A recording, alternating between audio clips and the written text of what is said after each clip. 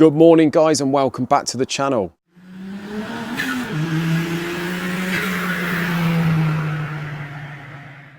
So as you can see behind me, I told you in a previous video that this thing was going off to be serviced Monday, but it's still here. I got my dates mixed up. I thought they were going to come and pick this thing up on the 10th, but as a matter of fact, it's the 13th. Because the weather's nice today, I brought it out just to turn the wheels, make sure everything's all right before it goes off. And yeah, they're coming to pick this up Thursday, guys.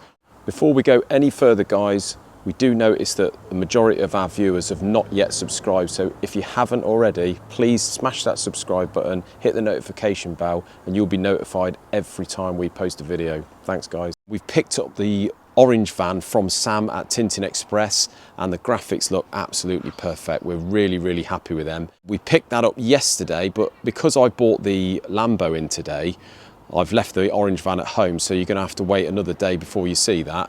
But we have just been and picked up the grey one, dropped the grey one off after the orange one, and there you go, guys. As you can see, it's nice and plain and simple. No phone numbers, anything like that, no email addresses. Basically, we thought the name, the YouTube logo, that's all you need really. We've just gone on the grey van, we've gone for the white writing in our style with the red button logo on the side, same on the rear. As you can see, pings really well with the grey. And then on the front, nice and minimalistic. Don't know what you guys think, but we've gone for the matte black sun strip with the gloss black writing and YouTube logo. So yeah, I think for a little basic van, that's all you need really. That's all we need. They're obviously going to come in and redo our signs in the same sort of design, that one and the one round the side. So yeah, it's going to look really smart. Really happy with that. And if like magic, guys, it's the next morning and there is the van behind me. As you can see, just like the small grey van, we've gone for the minimalistic look, black on the back, orange on the side, just keep the black and orange theme going.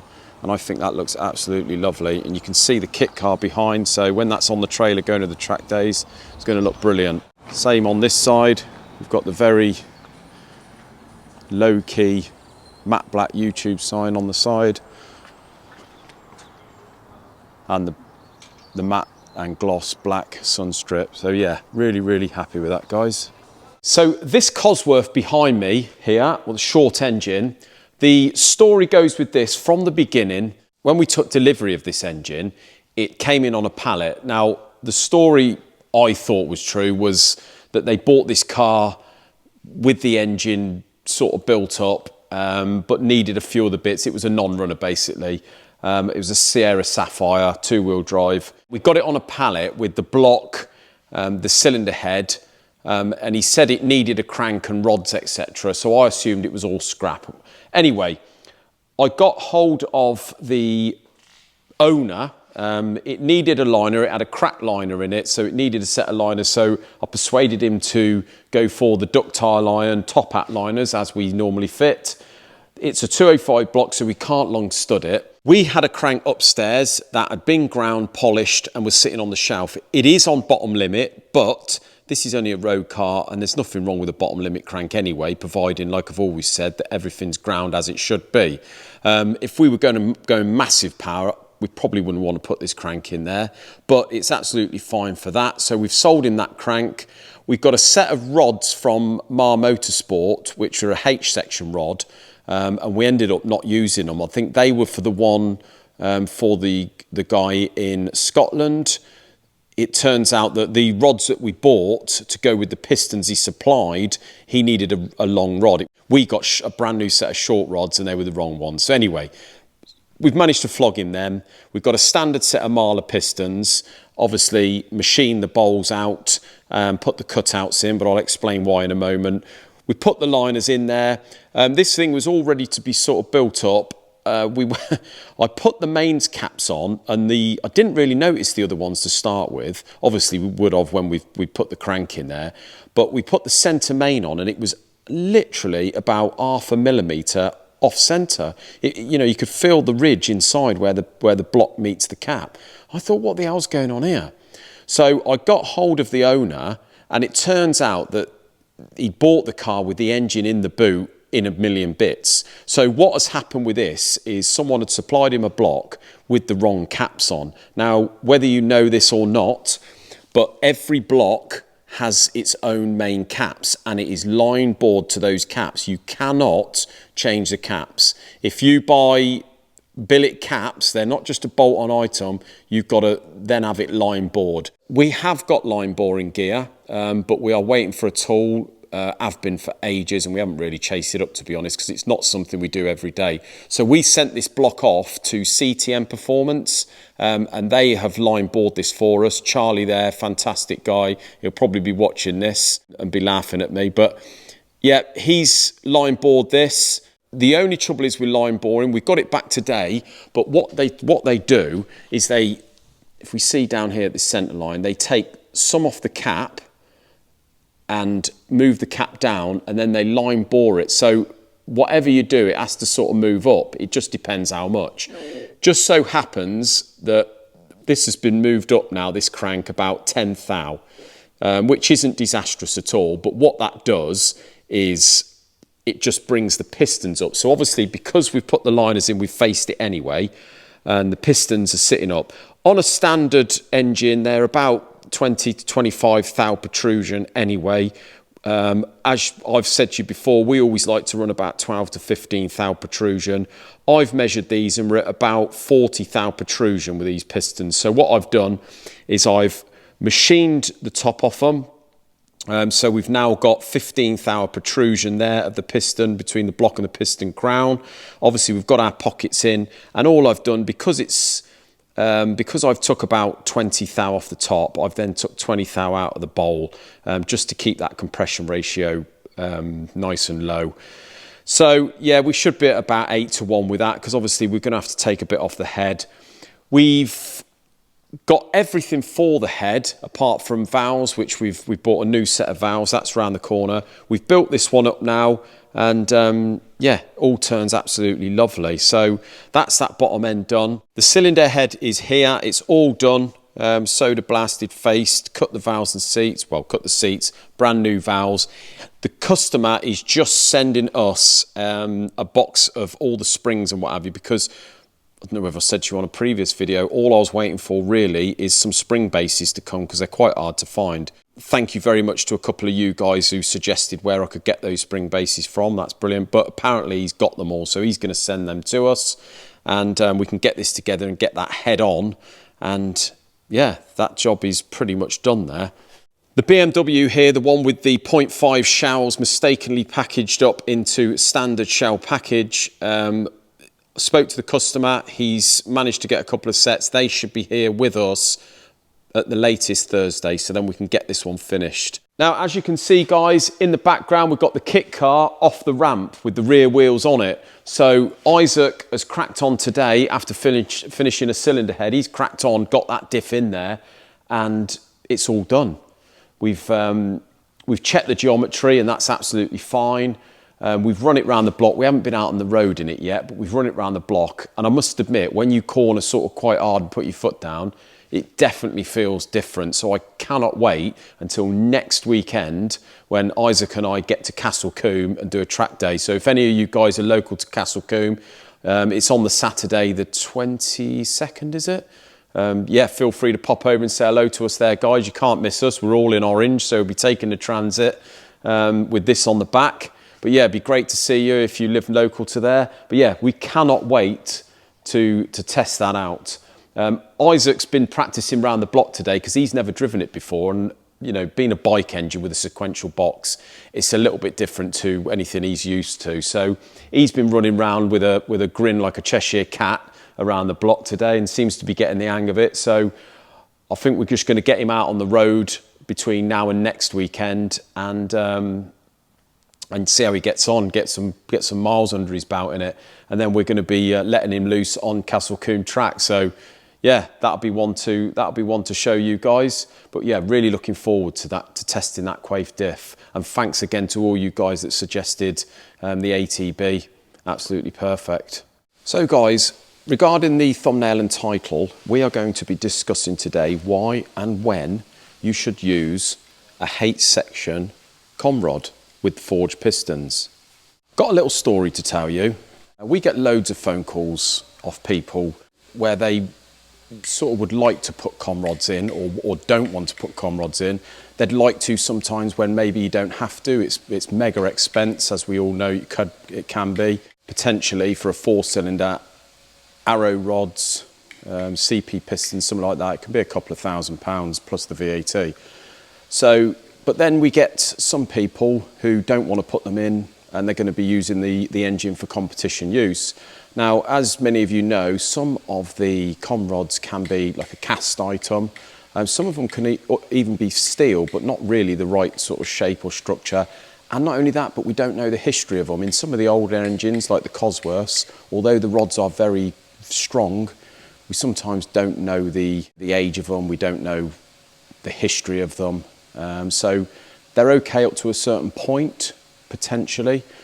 But beyond that, using them for big power, if we're pushing them hard, we tend to recommend we put the H-section rods in there. So we had a customer ring yesterday. We did some work on an engine a while ago for him. He races his car in a particular series, and the engine he uses is a 2.3 Duratec. Now, he decided at the time he was putting trick cams in from Newman. He was getting them himself. So they were going to be revving the engine, the head was ported, but he didn't want to put forged pistons or H-section rods in it. That was his choice. He rang back yesterday and said, can we source rods for it? And I said, oh, right. Turns out that it's an early 2.3, so it's out of the Galaxy, which is turning out very hard to get rods because it's a 20mm small end pin. But anyway, I said, what was the problem? And he said, well, it was all going very well. It was quicker than all the rest. There's a few boys that use the 2.3 and even the later 2.3.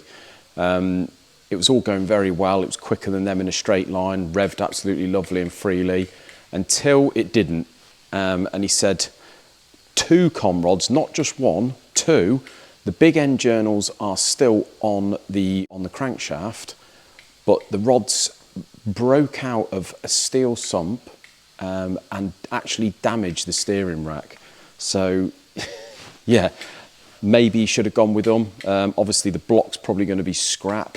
God knows what state the head is in, because obviously it's going to be driving pistons up and God knows what. But yeah, that is sort of one reason, guys, why if you're going to be doing competition use, we always recommend really that you should go for the rods. But if you don't, on your head, be it in the long run, you could be saving money in the short run, but in the long run, it could save you a whole engine. So guys, you'll be nearly as glad as I am to know that Paul is back. Hey mate, how's it going? Yeah, all right, mate. How you doing? Yeah, so how you feeling? Much better, mate, much better. We're not contagious anymore, are we? No.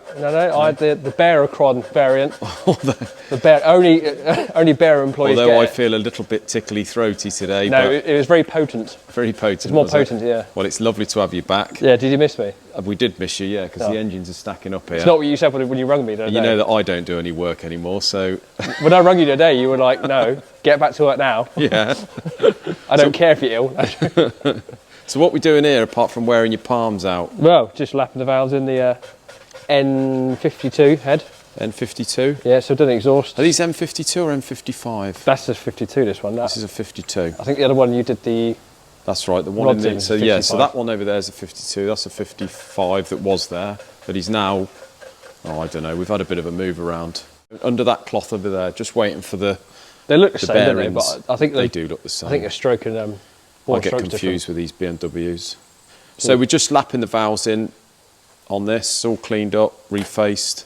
Yeah, so I'll lap the valves in, give it a wash, and then we'll put the head together. Lovely. So, so the block over here, we are just waiting for a couple more bits. The crank has all been balanced, block's been faced and that, so we'll just give it one more clean through, and then we can stick this one together. Yeah. So what else we've got going? I see you've give this one a clean up and a paint today. So we cleaned the sides up, obviously, or the block up, gave it some etch primer and some paint, so it's looking fresh. Very nice. So this is the 4.2. And then over here you can see I've moved that BMW just while we wait for those bearings, because that's all we need to do on that one and that's ready to go. So this is a 3.5 litre. It's literally the same block, isn't it? Just different bore, isn't it? It is really, yeah. So the customers supplied most of the bits for this. We obviously just got to go through the head and what have you. Yeah, so it's a little bit easier this one, isn't it? It's just a part, it's already stripped. Yeah. Just need to obviously go through, like you said, and clean it all up and sort it out. Tidy the block, but I have bored it while you were away and faced it. Looks lovely, so that's cleaned at point. Give the old famous lick over. 20 thou, yeah, the old Barum lick. The old Barum lick, yeah. But yeah, 20 thou, that's cleaned at, and then bores, so that's a pretty good block, really. That's not too bad, is it? No. But hopefully the bits in this are a lot cleaner. That was a right monster to clean, that was.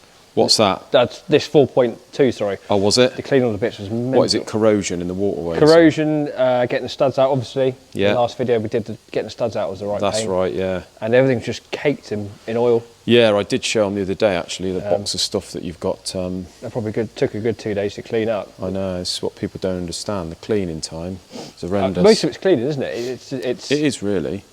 You could probably spend at least, if it's 30, 40 hours to build an engine, half of that at least is cleaning, isn't it? Yeah, that's why hopefully when we get this vapor blaster, it will make life a bit easier. Yeah. Or a bit faster at least. The nice bit only takes 10 hours, maybe 10, 15 hours, doesn't it? Yeah, that's it. So, so that's what you've got going on, mate. You're all busy enough. Plenty to do. Yeah. So no time to get ill again. No, that's it. And hopefully I don't. But as you can see, I put what engines we had on the floor, or most of them, on stands this morning. Surprising how long it takes to put them on stands. But that is the VR6 on an engine stand. At least we can wheel it around out the way. CVH there. That's the BMW that we're waiting for the shells. The Cosworth that I talked about the other day, that's there waiting for the bits for the head, to get the head built up, and then we can put that on. And this one over here, we haven't seen one of these for a while. This is a Willys Jeep. We did one of these, I think, at the beginning of the year or the end of last year. But yeah, quite a nice little engine to do. Side valve, pretty simple really, but they can come in all sorts of states. So again, a bit like the Jags, just more cleaning and prepping really. Right, so down here on the boring bar, guys, is something a little bit different. It's a jet ski. So it's a Yamaha 3-cylinder jet ski. Jet ski's a little bit like the bikes because they're two-stroke. You can see a sort of multitude of ports in there which make it a little bit difficult to hone. So I try and bore them as much as I can and leave as little in as I can. So I'll probably leave sort of half a thou to a thou in there just to hone out. If you start putting some heavy weight on with the hone, it tends to, the stones want to slip into a port and all hell can break loose. So yeah, a little bit tricky on that one. Down here on the floor, we've got the 2 Cosworth blocks. So I've found out what we're doing with these now. This one here has been decked and bored to +1. So all I've got to do is put 6 long studs in there. This one here has been bored to 0.5 mil previously, but still needs a bore. So that's going out to 1 mil as well. And I've just got to deck the block, 6 long studs in that. The one in the box, that is from a gentleman in France. He doesn't speak English at all, but he's pretty good with the old Google Translate. Now apparently that is 10 long studs and a set of ductile iron top hat liners. So I've got the liners on order, they should be here tomorrow, and I've also ordered the long studs for all these. There's 22 long studs I've got to do with these lot. So we're just honing our 3rd bore now on the jet ski, and we try and run these right at top limit on the running clearance, because as you sort of may guess, these jet skis can run a bit on the warm side. The engines are usually sort of under the seat, buried in a bit of a sort of airtight capsule, so they do run warm. They give 3 to 3.5 thou on these. That's 3 to 3.5 thou, but we always go half a thou over that. So the 0 is set at 3.5 thou. We're going to let this cool obviously, but yeah, we're going to run them half a thou over that.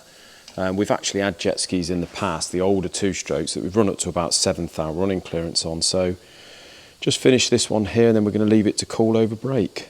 So hopefully guys, now you know what is going on in the workshop. Next video we're going to be doing a bit more of a techie video really. Thanks very much for watching. Until another video, like, subscribe, hit that notification bell, and we'll see you then. Cheers guys.